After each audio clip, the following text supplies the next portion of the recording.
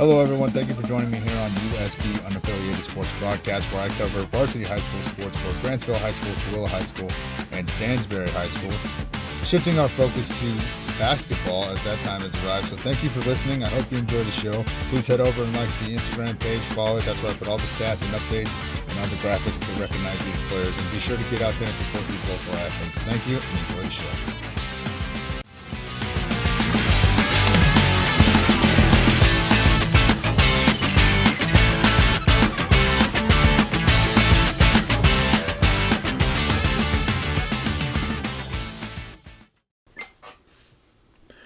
Hey, thank you for joining me here on USB Unaffiliated Sports Broadcast. This is the game day recap for Thursday, December 12th. It's a bit less of a busy day here in Tooele, as we only have 2 games to preview today, but we do have 4 recaps to cover from yesterday. So let's just get right into it, shall we? So recap number 1, we got the Tooele Ladies. The Tooele Lady Buffaloes were on the road yesterday in Mountain View, where they faced the 3-3 Bruins. The Lady Buffs played a good first half and fourth quarter, but it was the second and third quarter that would kill any momentum that they may have had, as they were outscored in those 2 quarters, 45-17. The Bruins would hit 5 3-pointers on the night, being led in points by number 22, J.C. Carlson, with 22 points on the night. The Bruins would finish with 4 players hitting double digits on the night. They had a heck of a game, it looks like. As for the Lady Buffs, they would hit 3 3-pointers on the night and were led in points by number 13, Macy Gustin, with 16 on the night. So good job to that young lady. Good job there. Despite the Tooele defense acquiring 16 steals on the night, they would lose this game with a score of 46-72. The Lady Buffs dropped to 5-2 on the season and now look to bounce back this Friday at home against the Ogden Tigers, who are 5-3 on the season and are coming off of a loss to Stansbury on Tuesday. So that's that game. Make sure you get over there and check that out. As for the second game we're going to recap, we've got the Stansbury Ladies. They were on the road last night as well in Cottonwood, where they would face the 4-0 Cottonwood Colts on their home court. Now, despite playing well in the fourth quarter, which was a concern of mine over the last couple games for the ladies, they were outscored in the second quarter 10-2, giving the Colts the cushion they would need to hang on. The Lady Stallions shot an improved 54% from the line on 24 attempts, while the Colts shot 82% on 13 attempts.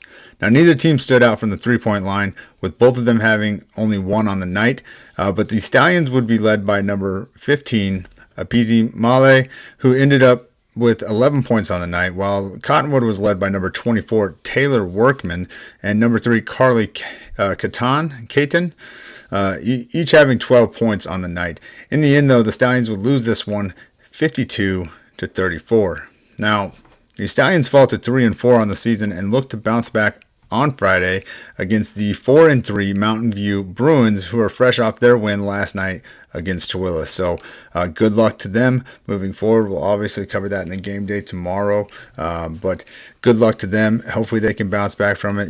Nothing worse than driving somewhere and losing, right? So keep your heads up, keep grinding, and bounce back in this next game on Friday. And that one, I can't remember if that one's at home or not. I'll definitely let you know tomorrow. I can't remember where that one's at, but it should be at 7 p.m. if I'm not mistaken. So good luck to them in that game, and can't wait to look into it some more tomorrow morning and get freshened up on what I think maybe they would benefit from. So okay, as for the third recap that we're going to cover, and also our first game day that we're going to cover, the Stansbury men were at home last night hosting the 7-0 Green Canyon Wolves. The largest points difference for the Stallions came in the third quarter, where they were outscored 15-5 coming out of the halftime break. Now, despite number 53 Tegan Johnson having a bounce-back game for the Stallions after only scoring 2 points the night before, he would finish with a new season high of 16 points. Good job to you, young man.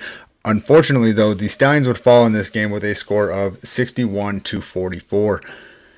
Green Canyon was led by number 2, Jude Hay, who had 17 points on the night and had 3 of the 7 3-pointers for the Wolves on the night.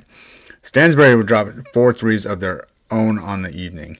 The Stallions dropped to 1-5 now on the season and look to bounce back as they play their third game in a row tonight against the 7-0 Timpanogos Timberwolves on the road in Timpanogos. So 3 games all back to back. They're probably getting pretty tired, and they're going to face a pretty good Timpanogos team sitting at 7-0. So the Timberwolves come into this game after a win over Spanish Fork and averaging 62 points per game, 45 three-pointers on the season, and shooting an impressive 79% from the line on 76 attempts. Now, the Timberwolves are led by number 0, Jackson McQuiston. Yep, 150 points. He's got 17 three-pointers on the season, 40 rebounds, 11 assists, and 15 steals. Number 3, Cooper Harris with 97 points, 13 three-pointers, 14 rebounds, 15 assists, and 4 steals. Number 4, Jack Johnson with 76 points, 7 three-pointers, 35 rebounds, 14 assists, and 7 steals. Number 2, Gavin Messmer with 58 points, 6 three-pointers, 16 rebounds, 43 assists, and 16 steals. In 5th place for him, they've got number 21, Sam Lowell. He's got 25 points, 1 three-pointer, 16 rebounds, 8 assists, and 6 steals. And last but certainly not least, number 1, Forrest Corner Betweiser. 17 points, 30 rebounds. Good job on them rebounds, sir. 3 assists, and 1 steal. Now, the Stallions come into this one looking to get their second win on the season, averaging 51 points per game, having 33 three-pointers on the season, and shooting a great 71% from the line this season on 66 listed attempts. So they're doing a fantastic job from the line. Hopefully they can continue to improve that. I mean, 71 is already pretty good, but obviously you want to get that up, right? So their season leaders for the Stallions are number 25, Porter Hinton. He's got 57 points on the season with 9 three-pointers. Good job, sir. Number 53, Tegan Johnson, sitting at 45 points on the season. Number 2, Will Stevens with 44 points. He's got 6 three-pointers. Great job to you, sir. But it's number 1, Aiden Pearson with 44 points. That leads them with 12 three-pointers of his. Good job to you, sir. Number 11, Luke Rich, 33 points. He's probably got a ton of rebounds too, but they don't put that stuff out there. Number 15, Toby Johnson. He's got 32 points on the season, and same thing, rebounds. Unfortunately, Stansbury doesn't put those up there, so I'm not sure what they're sitting at. Keys to success, I think the Stallions are going to have to rely heavily on getting to the line. They're shooting 71% from the line, so definitely want to take advantage of that, right? And I think they're also going to have to rely on their threes in this one. And I say that because all but one player listed on the roster for Timpanogos is listed at 6 feet or taller. Okay, so they've got pretty good size on their entire roster. If number 34, Colson Haranicki, I hope I said that right, can repeat the success he had in the Grantsville game, that can be extremely helpful to them, I think, as he played very well in that game. So, if he comes off the bench like he did in that game and he can produce like he did, I think that's going to be extremely helpful to him because he's a pretty big dude too, fighting for rebounds and getting some second chance points.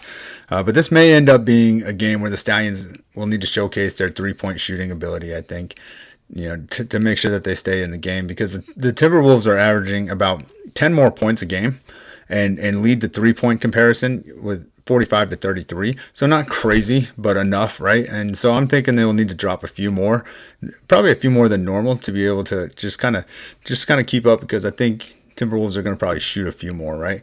But Stansbury does a good job from what I've seen, fighting for rebounds and creating second chance opportunities. So they may not need, it if they're able to snag some offensive rebounds and get some second chance opportunities, right?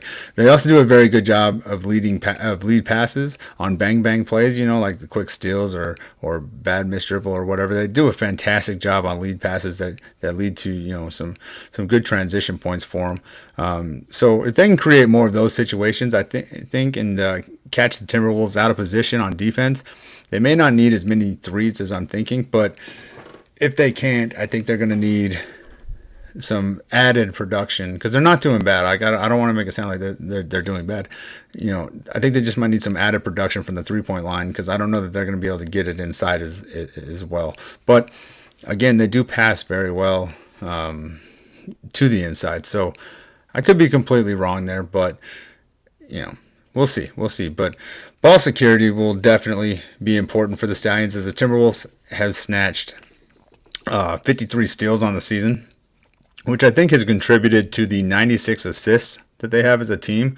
So the Stallions are going to need to make very solid passes to prevent fast break opportunities as much as possible, I think. I mean, it's bound to happen, right? But I think if you can minimize that and stop them from, because to me that screams just, fast pace, fast break, transition points, right? So if they can prevent as much of that as possible, I think they'll be in a bit better position. I really do wish that Stansbury listed their full stats because I know the rebounding category would be a good comparison for them. Because I've personally observed players like number 11 Luke Rich and number 15 Toby Johnson. They snag a bunch of boards. And they get opportunities, second chance opportunities quite frequently out of that. So I wish that was up there so I could kind of highlight that because I think that's going to be a big factor for them. I don't know how well Timpanogos does in that regard, but they're 7-0, so I'm guessing that they probably do pretty good. But again, I think they're going to need to crush it tonight on the offensive boards to just to create more opportunities and most importantly control the clock. If the Timberwolves don't have the ball, they can't score, right? So I think that's going to be the biggest key for Stansbury, and we'll see how they do, man. We'll see how they do. Again, it's their third game in a row. I wouldn't doubt it if they're a little wore out, right? So this is going to be a lot of effort, I think, in this game. Should be. Hopefully, it's a good one. So again, that game will be tonight in Timpanogos at 7 p.m. Good luck, men. Go fight like dogs. Come back with a win. All right, and so now on to the second game of the day. The 6-0 Grantsville Ladies will host the 5-0 Syracuse Titans tonight at home in Grantsville at 7 p.m. Now, the Titans come into this game averaging 51 points per game, hitting 17 threes on the season, acquiring 47 steals, and passing for 4. Oh, I missed that one. I messed that one up. I think it was 48. I could be wrong. Assists and shooting 52% from the line on the 2 games of stats that they had listed. So they come in after their win on Tuesday over Westlake, where they took that one 44-35. Now the Titans are led by number 2 Maylee Anderson with 60 points, 7 3-pointers, 17 rebounds, 18 assists, and 9 steals. Number 12 Rachel McBride with 53 points, 1 3-pointer, 23 rebounds, 4 assists, and 6 steals. Number 23 Kylie Nielsen with 42 points, 4 3-pointers, 15 rebounds, 12 assists, and 9 steals. Number 35, Olivia Sorensen with 30 points, 10 rebounds, 3 assists, and 8 steals. Coming in 5th place, number 5, Aubrey Stoker. She's got 26 points, 3 3-pointers, 9 rebounds, 6 assists, and 4 steals. And in 6th place, last but certainly not least, number 20, Carson Visser. She's got 14 points on the season, 5 rebounds and 2 steals. Meanwhile, the Lady Cowboys host this one, averaging 62 points per game, dropping 39 threes, passing for an impressive 88 assists, snatching an incredible 124 steals, and shooting 72% from the line in 4 games worth of stats. Now, they come into this one after their big win over Draper APA on Tuesday, where they saw a season-high night for number 15 Emmy Butler in their 69-52 victory. The Grantsville Ladies are led by number 11 Avery Allred, 113 points, 12 3-pointers, 41 rebounds, 26 assists, and 29 steals. What a season she is having.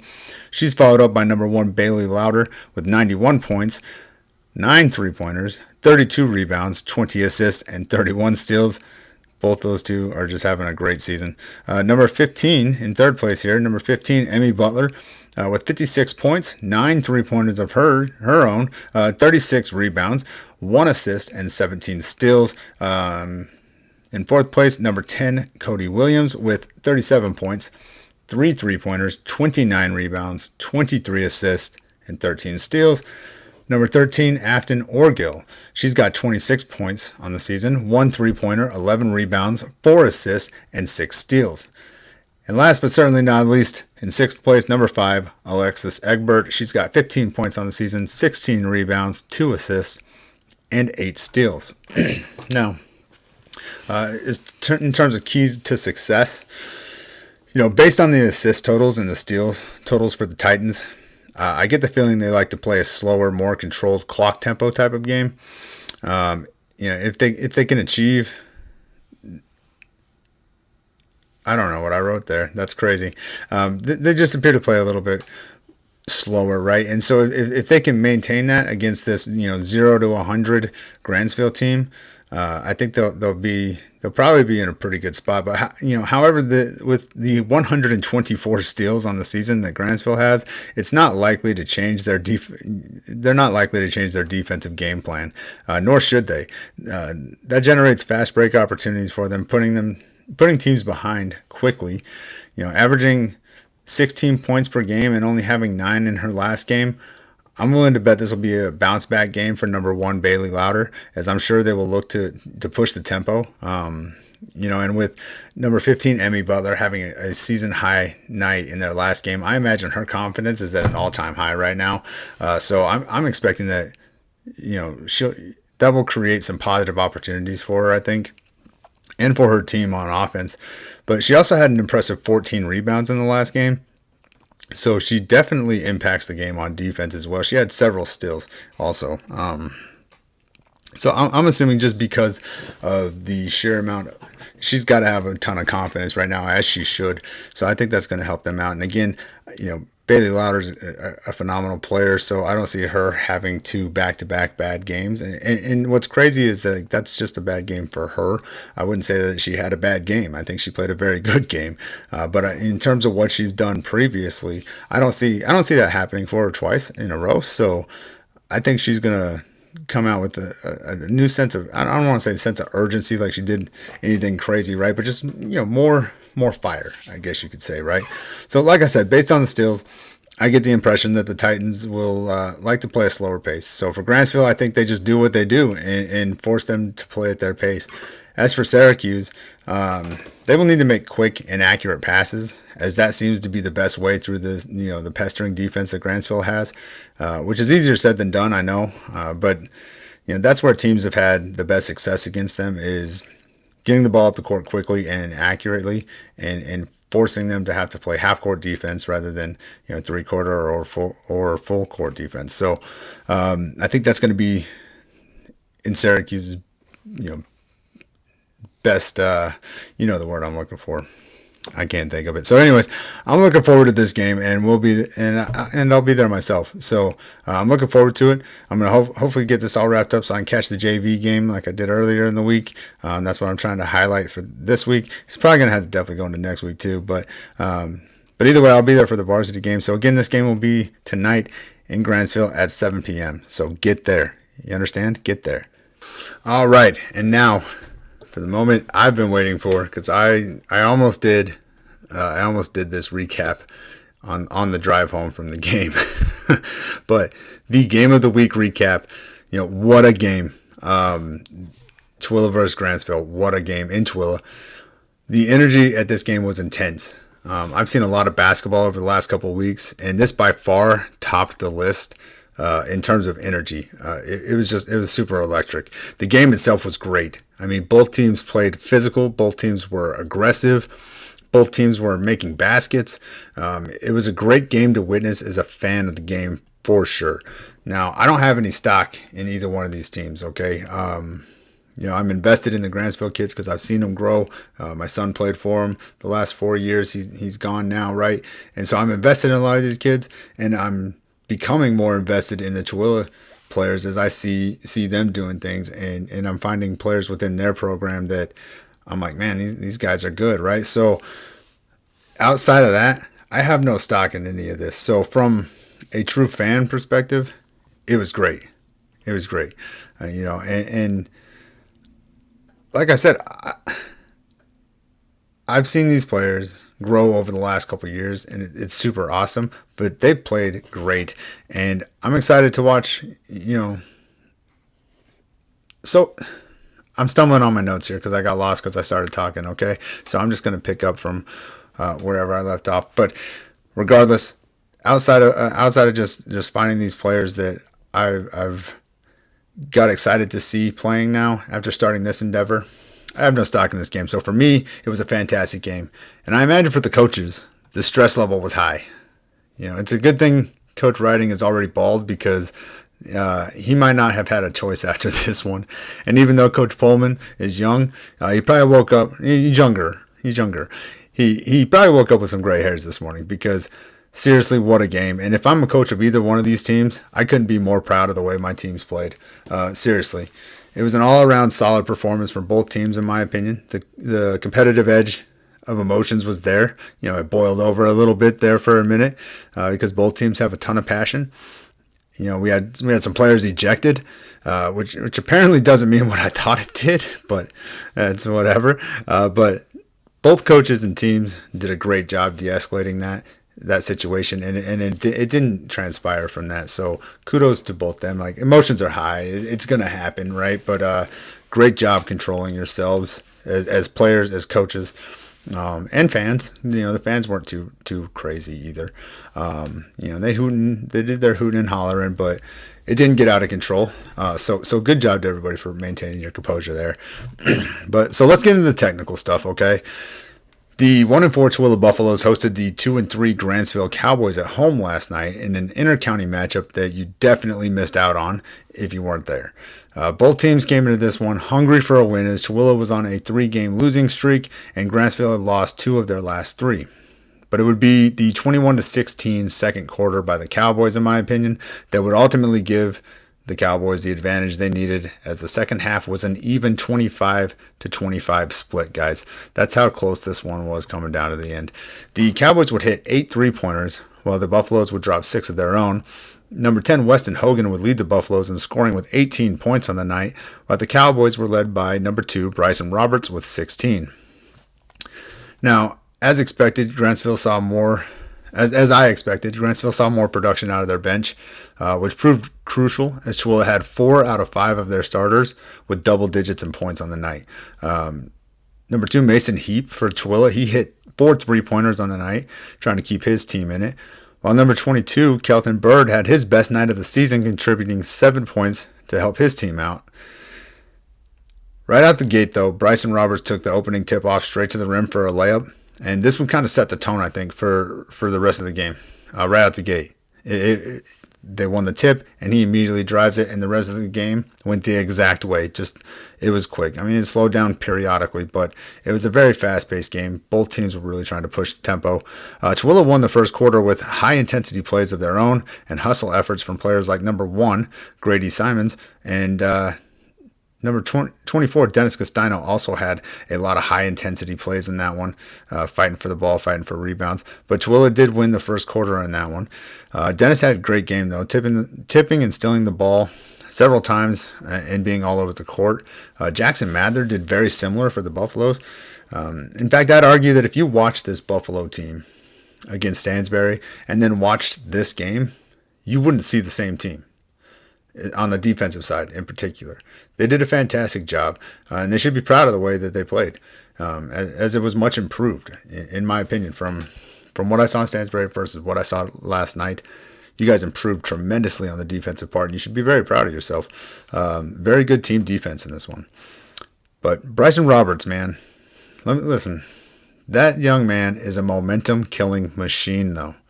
And most people might look at that as a bad thing, but I mean it in a good way right now. Time and time again over the last, 4 years, that I've seen him playing and growing. I've seen this over and over again, and he just keeps getting better at it. Just as teams start digging back in against this Grantsville team, he'll either drive to the rim and get a strong layup, or often getting an and one situation, right? Or he'll drain a deep 3 and just crush the energy in the building. Defensively, he was all over the place, making play after play. He had a fantastic game. He had a killer block. He's literally a momentum killer. Seriously, he played phenomenal last night. He definitely did not want to lose that game. Weston Hogan equally was giving up everything that he had for his team as well. His defensive plays, rebounds, shots, blocks, being a tone setter for his team, having his best game since returning from his injury, which, he hasn't had a lot of games back, but hey, it's his best one since he got back, all right? But no, he did the same thing. He really tried to will himself into his team, and both those players did a fantastic job, in my opinion. But again, it was definitely the bench production for the Cowboys that proved to be the difference maker. Both teams should be extremely proud of themselves, as this was a physical, high energy, intense game, and I think both teams did a phenomenal job. I really do. One of the best games I've seen in a long time. You guys really missed out if you weren't there. But in the end, though, Grantsville would hang on to a narrow 3-point lead as Bryson Roberts made a heads-up play to foul with about 7 seconds left, as the Buffaloes were working to set up their offense, and it forced them to have to start over by taking it out of bounds because they weren't in the penalty yet. So from the sideline, and which led to a last-chance effort from Mason Heap that just didn't drop. I don't know if it got tipped a little bit. I was recording it because I knew it was a big play. I knew it was coming. But it was a high intensity game, and one of the fans just kind of stood up and got in the way. So I did see that it was a missed shot, but the way it was missed, I don't know if it got tipped a little bit or if I just caught it after it maybe hit the backboard or something. But regardless, he had a great night. He made 4 3-pointers on the night. Definitely want the ball in his hands. He's a good shooter. Definitely a good call there. It just didn't drop. And I don't know if Bryson planned that foul on purpose or if it just kind of happened, but either way, it was a smart play. So I'm just gonna give him benefit of the doubt and say that he planned to do that, and he was well aware of the situation because it was a heads up play. They weren't in the penalty, so there's gonna be no free throws. You got 7 seconds left, and now you got to reset your entire offense. Super smart, super smart. Or maybe the coach yelled it from the sideline. I don't really know. Either way, somebody made a great decision. Whether it was on purpose, I'm just gonna say it was on purpose. It's crazy. But again, though, like I said, not a bad choice. Putting the ball in Mason's hands. He's a very good shooter. Just didn't drop. So the Cowboys take this game 59-56 on the road, like up the street basically, in Tooele, and they now own the bragging rights for the year in Tooele County as they beat both Stansbury and Tooele now. So congratulations to the Cowboys. What a game. What a game. Seriously, what a game. Man, I hope I can see at least a couple more games like that this year because that was a great game. So listen, guys, that'll do it for today's episode. Great job to all these athletes and all these teams, and good luck to the Stansbury men tonight in their matchup and the Grantsville Ladies as well. That's the game that we're going to be at tonight, so feel free to come say hi if you'd like. Whatever. Wave, flip me off, whatever you want to do. All right, I'm cool with it. Just as long as you get to the game. Go support these dang athletes, okay? Again, I think we got a ton of talent out here, so go support them. If you're not already, if you're coming across this for the first time, go out, support your local athletes, because like I said yesterday, listen, it's one thing to support them through fundraising, okay? But just because you pay child support doesn't mean you're a good parent, all right? So go support them, be present. You'll have fun. Because I'm telling you, if you would have went to the game last night, if that would have been your first experience, you would have been spoiled because that was a great game. So get out there, check it out, support this, guys. As always, guys, please take care of yourselves and please continue, supporting each other. Like I said, when you guys play each other, whatever, it's war. I got it. But in the meantime, let's support each other. Let's try to get as much recognition out here as we can because it may not benefit us, but it might benefit the people after us, right? And that's kind of what the goal is. At least that's my goal. So either way, please take care of yourselves, though. I'll see you at the game tonight in Grantsville if you guys go there. And until next time, I'll see you at the games. Thank you for listening to USB Unaffiliated Sports Broadcast. I hope you enjoyed the show. Be sure to get over there to Instagram and share this stuff. We also have a Facebook page if you're interested in that side of it. But get out there and share this stuff to support these local athletes. That's what it's all about. So thank you. I hope you enjoyed the show. The podcast is available on Spreaker, Spotify, Amazon Music, YouTube, iHeartRadio, and probably places I'm not even aware of. So be sure to get out there, like, follow, and share that stuff, and I hope you enjoyed it. Thank you.